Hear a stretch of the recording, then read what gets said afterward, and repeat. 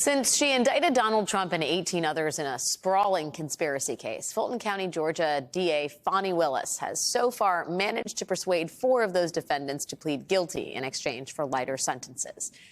But that leaves 15 people who still face criminal trials. And despite reporting that there are some defendants who are on the verge of flipping, so far, nothing doing. But something happened in court today that might change all that. You may recall that as the original 19 co-defendants turned themselves in for arrest and processing, 18 of them posted bond and were released right away.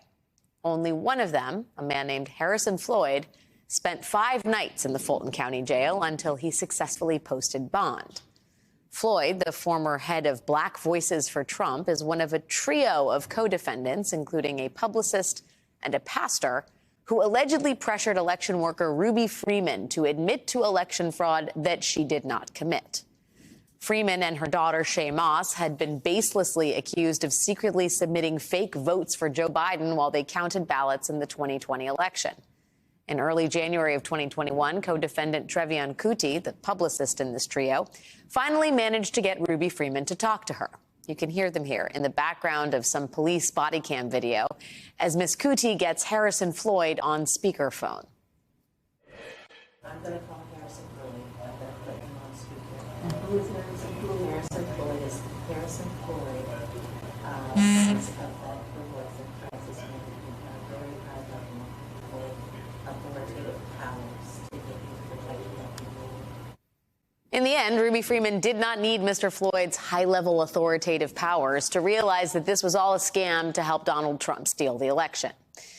Now, today, DA Willis filed a motion to revoke Harrison Floyd's bond agreement, citing several interviews and social media posts that allegedly violate conditions of Floyd's release by communicating with witnesses and intimidating witnesses in this case.